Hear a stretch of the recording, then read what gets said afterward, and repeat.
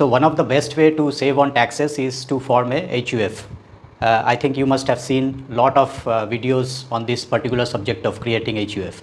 But today I will not only talk about the advantage of forming an HUF, but also like what can be the pitfalls of forming the HUF, so that this will help you to make a informed decision, right? So by birth, every Hindu is a part of a HUF, Hindu undivided family, right?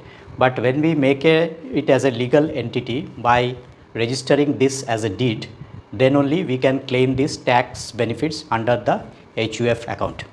So how we form this deed? So it is nothing but we write that these are the members or these are the co-partners. We define the family, okay, and we print this on a stamp paper. Then we notarize in a court, and that's how this deed is formed. So after this deed is formed, the next step is to apply for a PAN card. So HUF has a individual PAN card. So against this PAN card only you can take the tax benefit for all the activities which is happening under the HUF account. Now after the PAN card is formed, the next step is to open the bank account, and also you can open the demat account for stock market investments and things like that. So this is about the formation of the HUF. So who can form the HUF? As I said, a Hindu family can form the HUF. So Hindu, Sikh, Jain and Bodh, these people can form HUF. HUF is governed by the Hindu Act. Now coming to the tax benefit, so HUF enjoys the same tax benefit as an individual. So whatever exemptions are available to an individual, the same exemptions, the tax benefits are available to an HUF account. Now when you form the HUF account, the default tax regime is the new tax regime, unless you choose to use the old tax regime. Now there are three identities in the HUF. One is the Karta, one is the co-partner, and one is the member. Now who is Karta? So Karta is the head of the HUF. He is the manager of the HUF. Co-partner is whoever are the blood descendants of the Karta, they are the co-partners. And members are someone who are not the blood related, but they are related by marriage.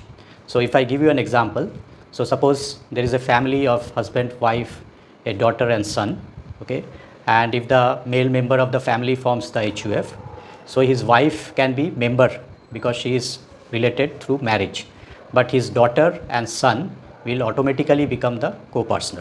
Now through succession, the oldest co-partner becomes the Karta of the HUF. So if we take my previous example, on death of the male member, the eldest co-partner will become the Karta automatically, right? So now please take a note, this is very important, is that suppose the daughter is elder than the son, so daughter will become the Karta of the HUF. What's the difference between co-partners and members? Now co-partner, as I said, are those people who are related through blood, and members are related through the marriage. This is one of the things. The other thing is that co-partner has right to ask for division of the properties under the HUF, whereas member do not have that right to ask for the division, okay?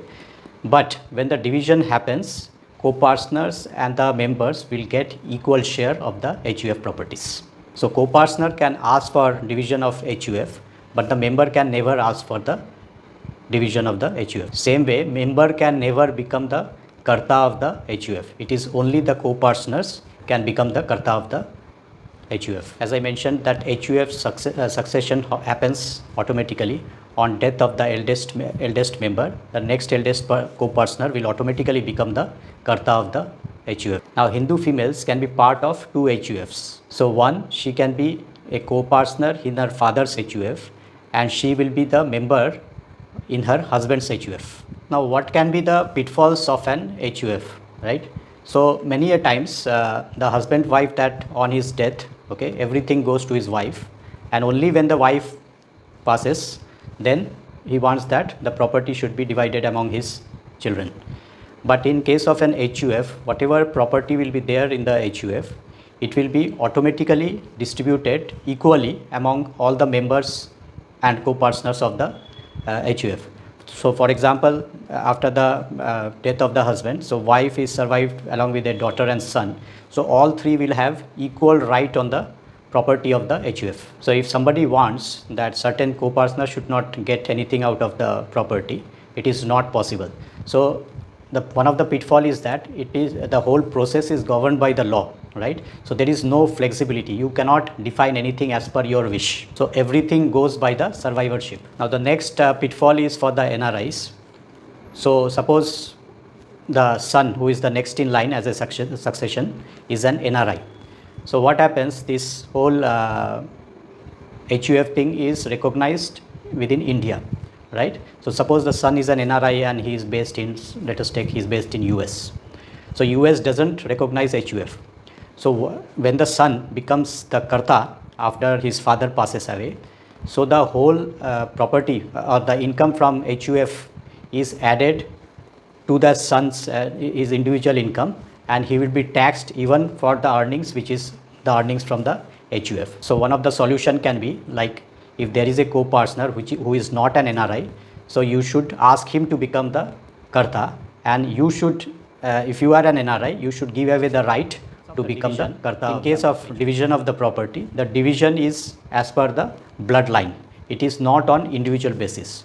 So for example, the father has a wife and 2 sons, and those 2 sons again have their wife and kids. Okay, so when it is divided, so when say father passes away and suppose the property is getting divided, so wife and the 2 sons will get 1/3, 1/3, 1/3 properties. It's not that the property will be equally divided among those sons, wives and their kids also, right? So this bloodline will get the 1/3 of the property. So I hope this whole thing gives a clarity about HUF and all possible details, and you should be able to take an informed decision about forming an HUF and take the necessary advantage.